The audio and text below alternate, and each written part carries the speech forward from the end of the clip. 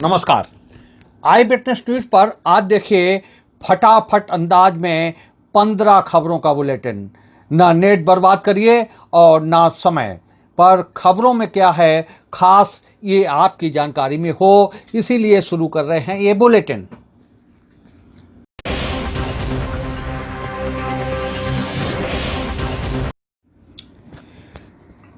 जिले में 16 नए कोरोना मरीज मिले हैं। कायमगंज में एक तंबाकू व्यापारी की कोरोना से चलते मौत हो गई है। जिले में अब कोरोना मरीजों की संख्या बढ़कर 860 हो गई है। इस समय 139 मरीज होम आइसोलेशन में हैं, जबकि जिले में एक्टिव मरीजों की संख्या 238 है।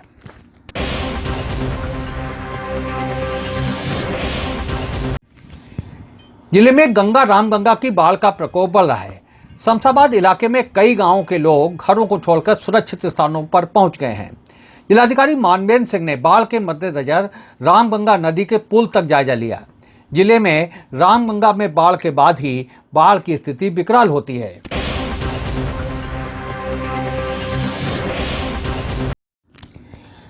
मुख्य विकास अधिकारी डॉक्टर राजेंद्र पैसिया ने एकीकृत कोविड कंट्रोल कक्ष का निरीक्षण किया।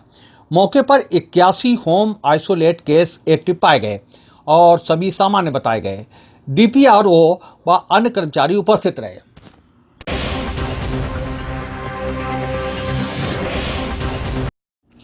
पुलिस अधीक्षक डॉक्टर अनिल मिश्र के निर्देशन में समस्त क्षेत्राधिकारियों और थाना प्रभारियों ने अपने अपने थाना क्षेत्रों में जाकर बैंक शाखाओं में चेकिंग की और कोविड-19 को फैलने से रोकने हेतु लोगों को जागरूक किया।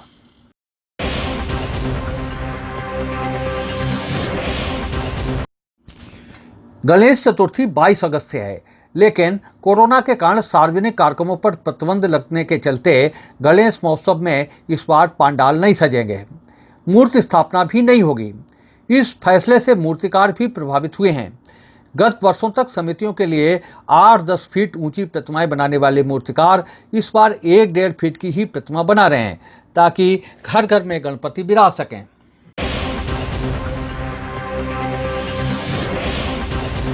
मोमदाबाद थाना क्षेत्र के गांव अवा पुखरी में नाली के विवाद में 2 पक्षों में हुई मारपीट में गंभीर रूप से घायल सर्वेश की सैफई मेडिकल कॉलेज में इलाज के दौरान मौत हो गई। सुबह गांव के लोग शव लेकर रिपोर्ट लिखवाने के संबंध में एसपी कार्यालय जा रहे थे। सकवाई गोसतपुर मार्ग पर पुलिस ने शव और परिजनों को रोक लिया। परिजनों ने बताया कि पुलिस घटना की रिपोर्ट दर्ज नहीं कर रही है।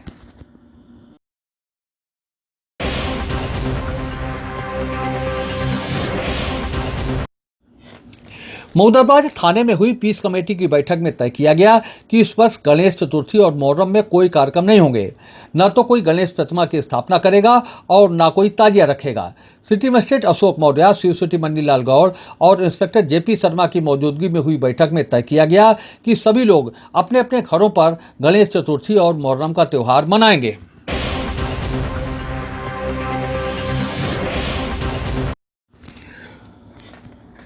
उत्तर प्रदेश की योगी आदित्यनाथ सरकार के एक और मंत्री कोरोना पॉजिटिव हो गए हैं। प्रदेश के चिकित्सा एवं स्वास्थ्य परिवार कल्याण, मातृ एवं शिशु कल्याण मंत्री तथा गाजियाबाद शहर से विधायक अतुल गर्ग की कोरोना संक्रमण की रिपोर्ट पॉजिटिव आई है। मंत्री अतुल गर्ग को सोमवार को अचानक तबीयत खराब होने के चलते कोरोना की जांच कराई गई थी, जिसमें उनकी रिपोर्ट पॉजिटिव आई है। इसके बाद अतुल गर्ग को होम आइसोलेट किया गया है। आज उनके परिवार व नज़दीकी सभी लोगों की कोरोना जांच कराई जाएगी।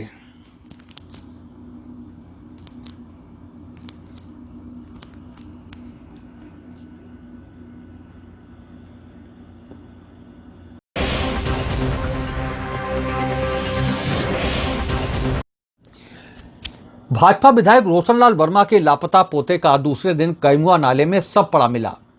पुलिस ने सबको नाले से बाहर निकलवाया। परिजन इस मामले में किसी तरह का आरोप नहीं लगा रहे हैं। इसके बाद बिना कोई कार्रवाई के ही सबकी अंत्येष्टि कराई जा रही है। तिलहर से भाजपा विधायक रोशनलाल वर्मा के सगे भतीजे निगोई निवासी वीरेंद्र वर्मा का सबसे छोटा बेटा 15 वर्षीय शिवम वर्मा सोमवार को दोपहर परिजनों को बिना कुछ बताए कहीं चला गया था। देर रात तक जब घर वापस नहीं पहुंचा तो परिजनों ने उसकी तलाश शुरू की। पुलिस को भी मामले की जानकारी दी गई थी।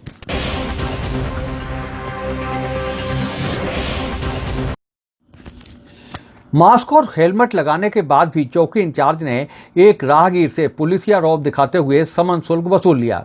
इस पर वकील की तरफ से 13 लाख रुपए के मानहानि याचिका न्यायालय में दायर की गई है।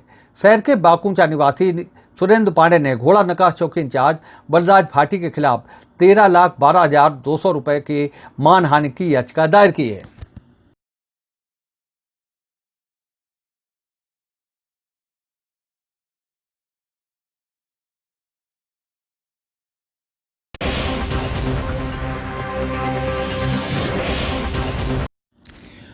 भारतीय शास्त्रीय संगीत गायक पंडित जसराज का निधन हो गया है।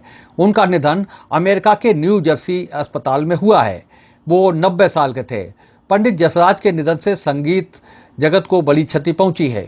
पीएम मोदी ने उनके निधन पर गहरा दुख जताया है और उनके साथ की गई फोटो भी पीएम मोदी ने ट्विटर पर शेयर की है। शास्त्रीय संगीत सम्राट के निधन पर पीएम मोदी ने गहरा दुख जताते हुए उनके साथ फोटो ट्वीट करते हुए लिखा है कि पंडित जसराज के दुर्भाग्यपूर्ण निधन से भारतीय सांस्कृतिक क्षेत्र में गहरा प्रभाव पड़ा है।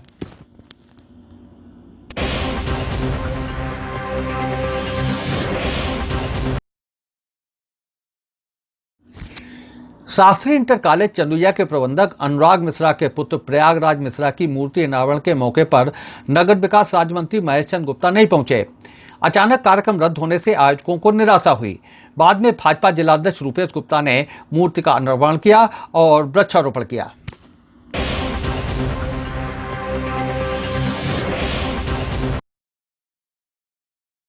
लखनऊ आगरा एक्सप्रेस वे पर एक डबल डेकर बस डिवाइडर से टकरा गई। सभी 30 यात्री घायल हुए हैं। सभी को तिरवा मेडिकल कॉलेज में भर्ती कराया गया है। हादसे का कारण ड्राइवर को नींद आना बताया जा रहा है।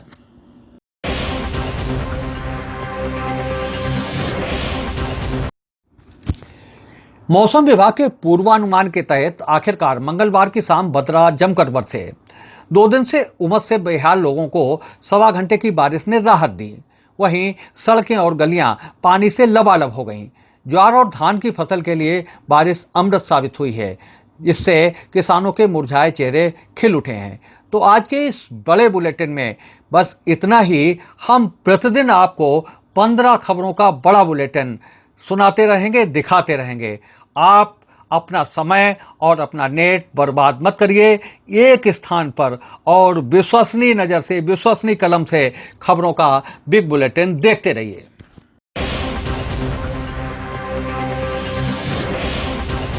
आपको आई विटनेस न्यूज का ये एपिसोड कैसा लगा? आप हमारी खबरों को लाइक करिए, इन पर कमेंट करिए और अभी तक अगर आप हमारे चैनल से नहीं जुड़े हैं तो हमारे चैनल को सब्सक्राइब करके हमें अपना सहयोग प्रदान कीजिए। ये आपसे निवेदन है।